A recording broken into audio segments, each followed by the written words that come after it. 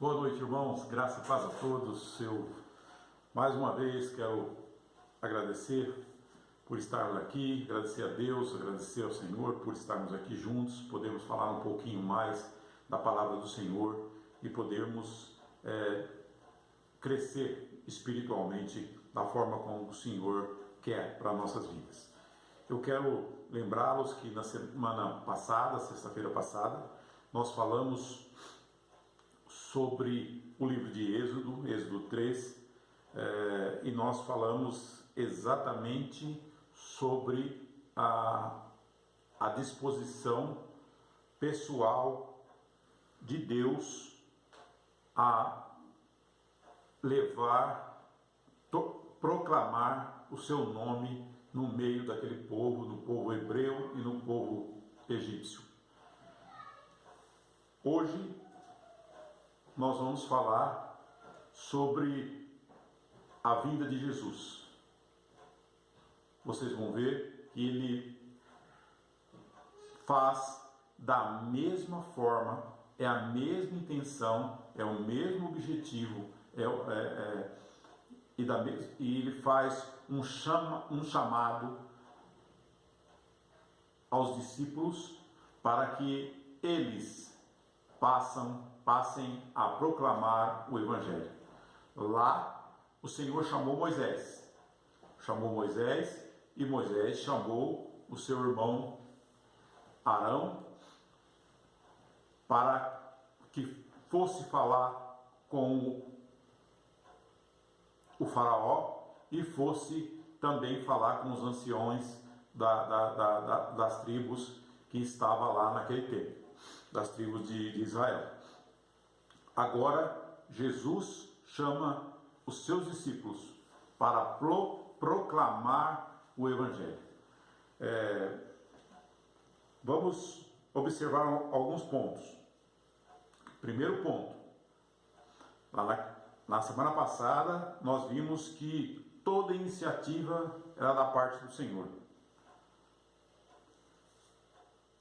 E ele precisou chamar Moisés. Foi da vontade dele chamar Moisés para fazer a proclamação do Evangelho, para fazer a proclamação do seu nome naquele tempo. Outro ponto. Por que o Senhor fez isso? Qual foi o objetivo dele? Anunciar o seu nome lá e, ao mesmo tempo, libertar o seu povo do cativeiro que vivia oprimido. E aqui a gente pode ver claramente que oprimido, a gente pode fazer uma comparação e ver que o rei do Egito, o faraó, sentia-se como Deus e fazia a opressão do povo do Senhor. Então nós podemos ver claramente que a mão de Satanás era poderosa sobre o povo do Senhor naquele tempo. Com a vinda de Jesus, acontece a mesma coisa. Vamos ler o texto de Isaías, capítulo 61. Acompanhe comigo, por favor. Isaías, capítulo 61, de 1 a 3. Vou ler rapidamente, vocês acompanhem, por favor. O Espírito do Senhor Deus está sobre mim, porque o Senhor me ungiu para pregar boas novas aos quebrantados. Enviou-me a curar os quebrantados de coração, a proclamar libertação aos cativos e a pôr em liberdade os algemados, a apregoar o ano aceitável do Senhor e o dia da vingança do nosso Deus, a consolar todos os que choram e a pôr sobre os que em Sião estão um luto, uma coroa em vez de cinzas. Graças a Deus. Observe, Isaías está falando aqui há mais ou menos 800 anos antes da vinda de Cristo. E o Êxodo ocorreu há mais ou menos 1900 anos antes da vinda de Cristo. Ou seja, quase que no meio desse tempo, Isaías está falando sobre as boas novas da salvação, como vem escrito no cabeçalho desse texto. Ótimo. Observe que a fala de Isaías é também a mesma fala do Senhor lá na lição passada que nós fizemos, observando o Êxodo 3. Ele quer libertar o seu povo. Ele sabe que o seu povo está oprimido, e sabe que o seu povo está preso nas garras de Satanás. E o Senhor quer um encontro novamente com o seu povo. Lá, o Senhor também queria um encontro com o seu povo, pois o povo ficou no Egito 400 anos. Então o Senhor volta para o seu povo e resgata o seu povo das mãos do faraó, que representa Satanás, quando nós vemos os propósitos do faraó. Observe que ambos os textos declaram as mesmas coisas. A necessidade de libertar o seu povo da opressão. Lá o Senhor também queria libertar o seu povo da opressão. E ele chamou Moisés. Aqui nesse texto de Isaías, o Senhor chamou Isaías. O seu povo estava enganado, o seu povo estava corrompido, vivia na idolatria, e o Senhor chama Isaías. E Isaías tem essa fala nesse momento. Agora vamos ver também Lucas 4, de 17 a 19, já na vinda de Jesus. Aqui em Lucas 4, Jesus já tinha passado pelo deserto, tinha acabado de sair do deserto, 40 dias e 40 noites no deserto, vencido Satanás no deserto.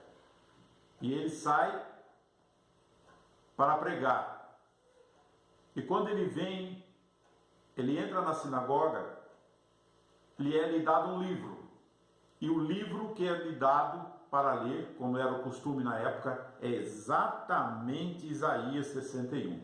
Vamos ler um trechinho que Jesus leu na sinagoga lá naquele tempo. Lucas 17.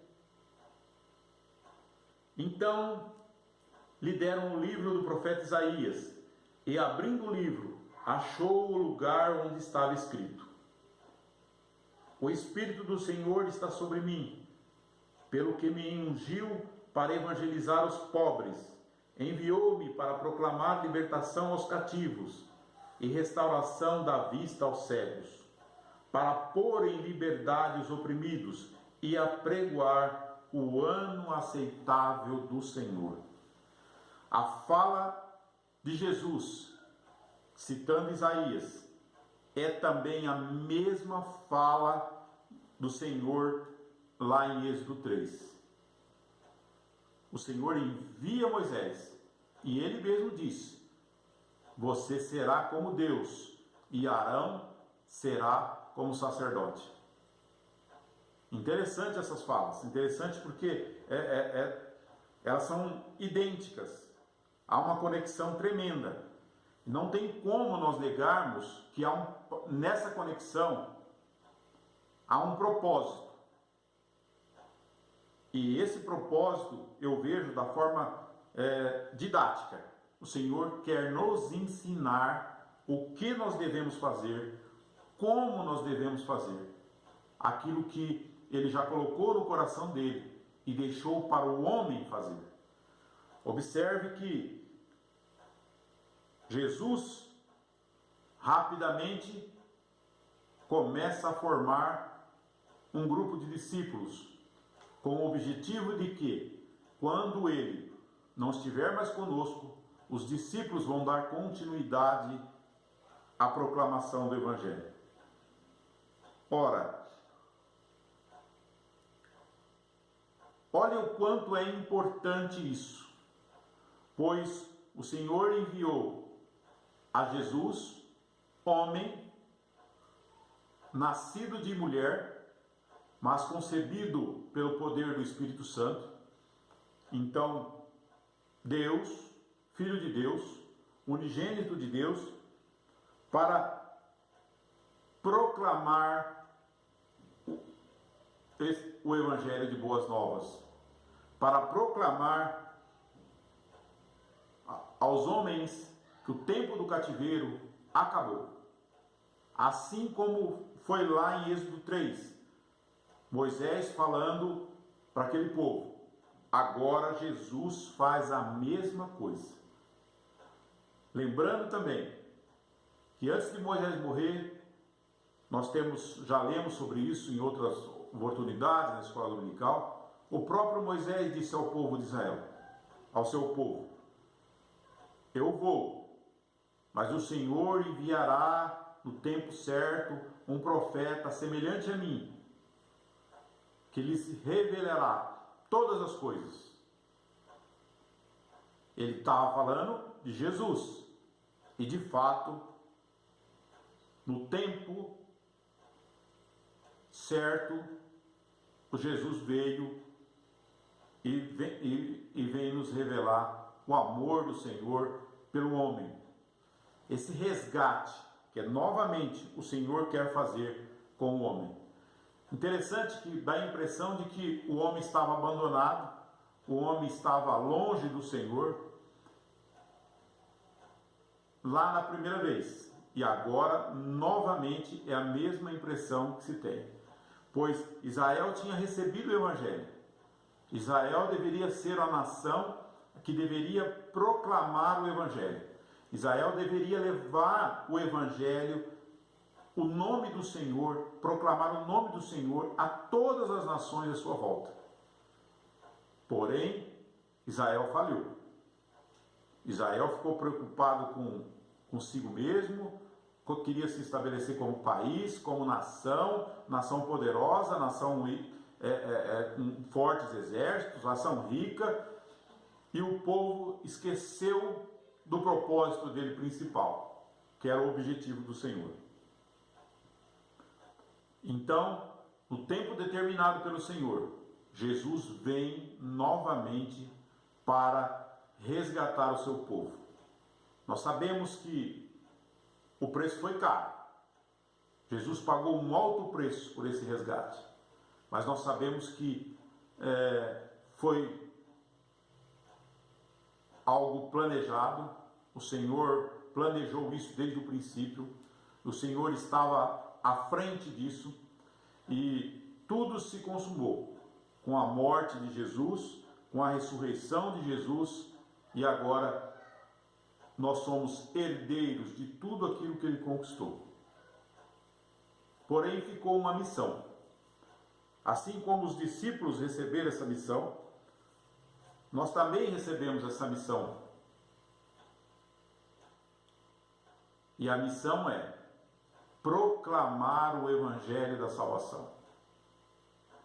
Ainda lá fora, há muitas pessoas que precisam ouvir a palavra do Senhor. Há muitas.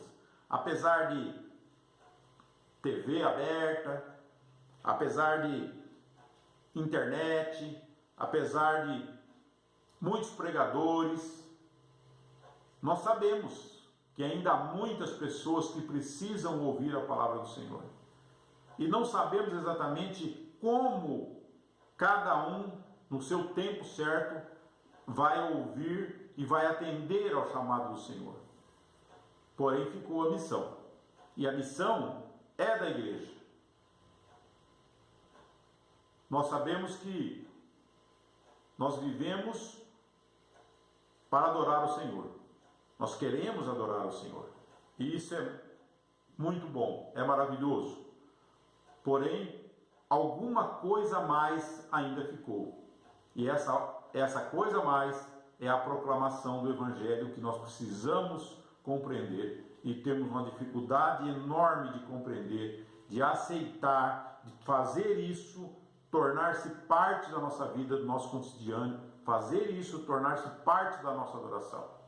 Esse é o objetivo desse pequeno curso, para que nós juntos possamos entrar nessa caminhada, aprender mais, crescer espiritualmente e podermos de fato gerar frutos para o Senhor. Pois, se observarmos as palavras de Jesus, o tempo todo, ele faz essa analogia com plantas, sementes lançadas ao solo, plantas que produzem frutos. E que fruto é esse? Que fruto que nós temos, que nós devemos oferecer ao Senhor? Talvez você esteja dizendo assim, mas esse fruto é da adoração. Sim, a adoração já é fruto da presença do Espírito Santo na nossa vida. E é consequência do Espírito a adoração.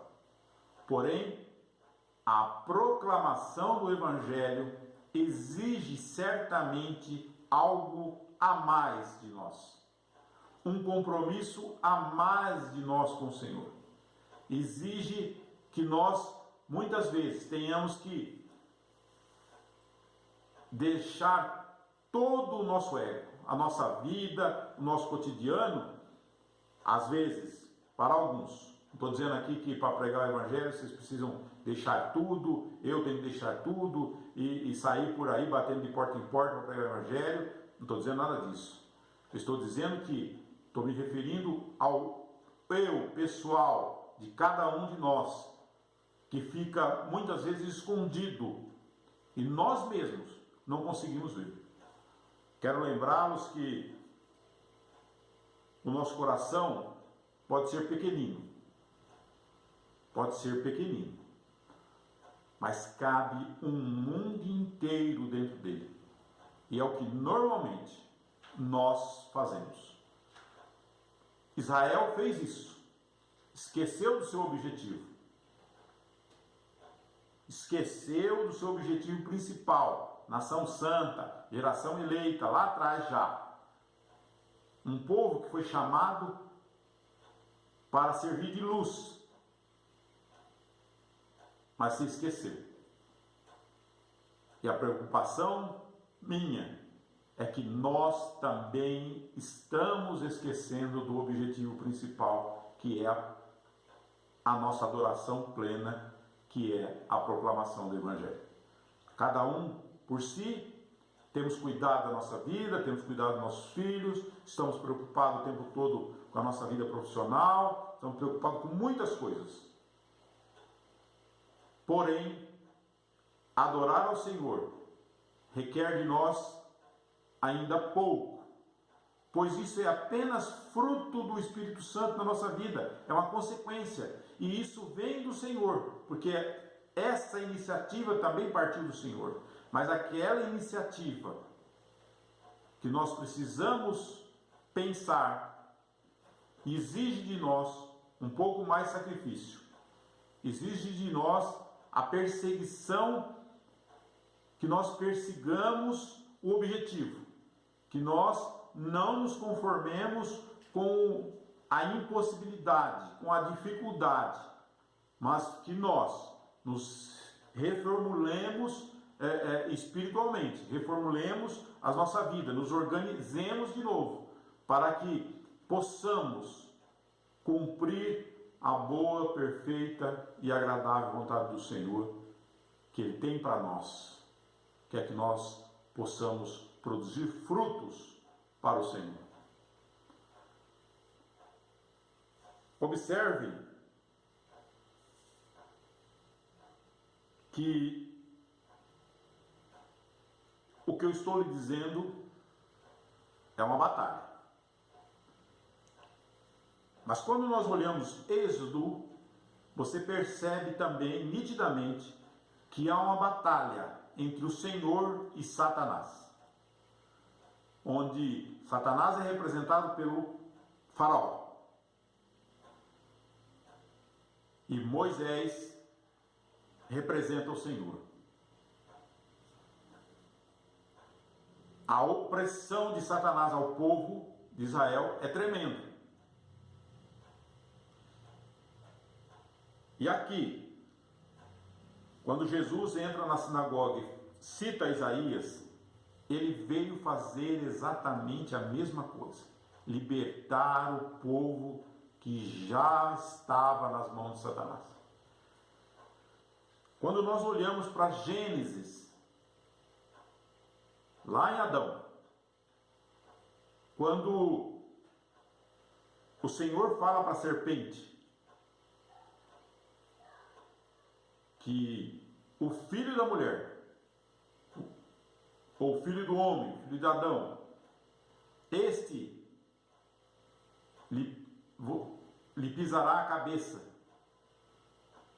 você lhe ferirá o calcanhar, e este lhe pisará a cabeça. Quando nós ouvimos esse texto, imediatamente nós lembramos de Jesus, o Filho do Homem. Porém, somos nós agora todos herdeiros de Jesus. Tudo aquilo que ele conquistou para nós. Qual o objetivo dele? Conquistar um povo seu para o Senhor. Com um preço alto, preço de sangue. E ele mesmo disse: eu venci o mundo e vocês são herdeiros da minha vitória. Ora, se somos herdeiros da vitória, por que não dizer também que somos herdeiros da missão? Como poderíamos querer ser herdeiros da vitória e esquecermos que ele também tinha uma missão? A missão não ficou para trás. A humanidade continua oprimida por Satanás. Muitos ainda oprimidos por Satanás, que precisam ouvir a palavra do Senhor, que precisam conhecer o Senhor, que precisa se libertar. Mas como diz Paulo, como ouvirão, se não há quem pregue? Esse é o propósito da igreja. Nós já falamos na chamadinha, na primeira semana, que de fato pouco se fala disso na igreja. Pouco se fala disso. Porém, eu tenho chamado vocês para que, assim como eu, que estou preocupado com isso, que vocês também fiquem preocupados. Onde estão os nossos frutos?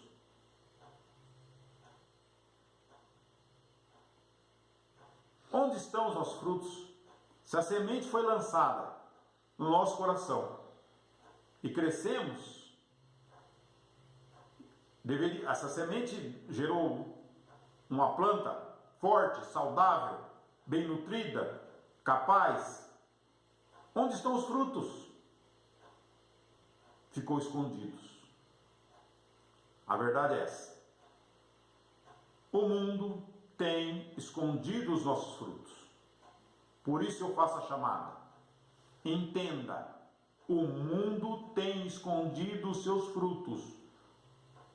E nós temos deixado o mundo entrar nas nossas vidas a tal ponto de não nos permitir gerar frutos para o Senhor, sendo esse o objetivo primeiro do Senhor desde o começo.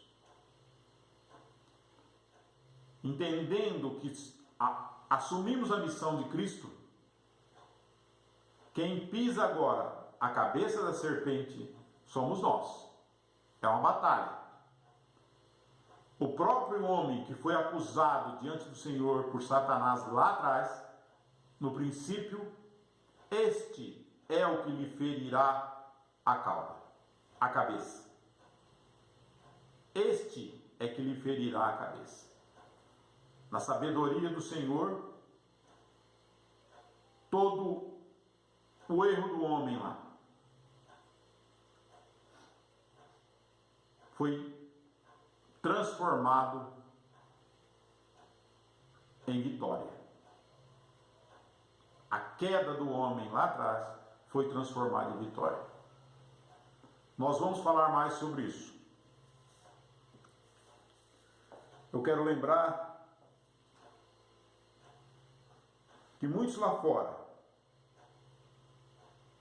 como disse o texto que nós acabamos de ler de Lucas, muitos lá fora estão realmente presos.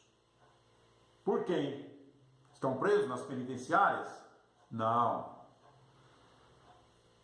Ele está se referindo aos presos nas algemas de Satanás. Muitos lá fora estão cativos, é o que diz o texto. Jesus veio para isso, para libertar os cativos. Eles estão cativos como? Presos, engaiolados, impedidos por Satanás. O texto também fala de cegos. Cegos de quê? Cegos porque eles precisam de óculos? Eles precisam de ser restaurada a sua visão? Não. Ele está se referindo à visão espiritual. Cegos, pois eles estão impedidos de enxergar, impedidos de ver o Senhor, como o pastor Ricardo já dizia lá atrás. Totalmente cego, não consegue enxergar nada. Mortos. O texto também fala em oprimidos. Não precisamos dizer quantos estão oprimidos. Casais oprimidos, gente em penitenciária, sim, oprimidos, gente oprimido nas drogas, presos nas drogas, famílias destruídas, relação de pais e filhos destruídos. A quem interessa isso tudo? A quem interessa tanta destruição? Aquele que veio apenas para isso: matar, roubar e destruir. Como estava lá em Gênesis. O que ele fez com Adão? A mesma coisa. Ele fez com Israel e agora faz com essa geração do mesmo jeito. Porém, agora está nas mãos da igreja proclamar o evangelho da salvação. Está nas mãos da igreja apregoar para essas pessoas o ano aceitável do Senhor. Em outro texto da palavra do Senhor diz: terra de Nebulon, terras de Naftali, povo que andava em trevas, viu surpreendente luz. Essa luz é Jesus. Nós precisamos compreender essas coisas. Quando nós omitimos e sabemos que tem pessoas precisando e nós omitimos, nós trazemos trevas para a vida dessas pessoas. E não foi para isso que o Senhor nos chamou. Não foi para isso. Observem que há uma definição de trevas pela ciência que é muito interessante a gente falar aqui agora. A ciência diz que não existe trevas. Não existe uma definição para trevas. Trevas é apenas ausência de luz.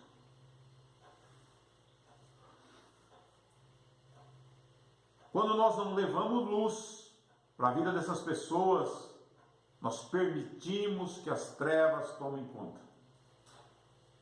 É importante você lembrar disso. Toda vez que nós nos omitimos, nós estamos deixando que as trevas tomem conta dessas pessoas. Interessante. Muitos pastores já passaram pela igreja e eles fazem esse comentário. Por que já nas estatísticas aparecem 50 quase por cento de evangélicos, 30, 40, 50% de evangélicos, mas o mundo não muda. Não muda. Porque o mundo esqueceu. Porque as pessoas, aqueles que são realmente evangélicos, parecem estar mais preocupados com a sua própria vida, com as suas próprias coisas, assim como o povo de Israel. E não conseguem proclamar a boa, perfeita e agradável vontade do Senhor para a vida desse povo que está lá fora. Trazendo assim trevas, não só para a vida deles, mas para a vida de toda a sociedade. Lembrando, família estruturada, igreja estruturada, sociedade estruturada. Se lá na família não há estrutura,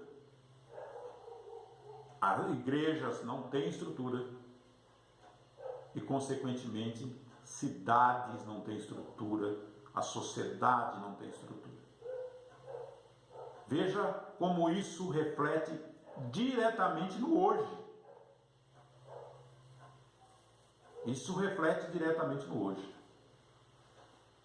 Por isso nós precisamos compreender que num primeiro momento, se nós quisermos ter uma vida melhor, nós quisermos ter uma vida aqui, abençoada, aqui, nós precisamos que o outro também tenha uma vida abençoada. Se o outro estiver em trevas, você não pode imaginar que você vai ter uma vida abençoada. Nós teremos também momentos de trevas.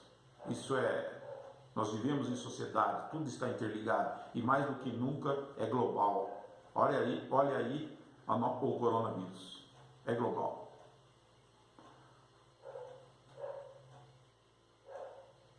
Na próxima semana, nós vamos então falar qual a proposta de Jesus para os seus discípulos. Qual o objetivo? Qual a fala de Jesus? Acompanhe na próxima semana. Nosso estudo é muito interessante porque Jesus fala com muita clareza, com muita perfeição, com muito amor, mas ao mesmo tempo de uma forma dura sobre a necessidade de nós cumprirmos a nossa missão.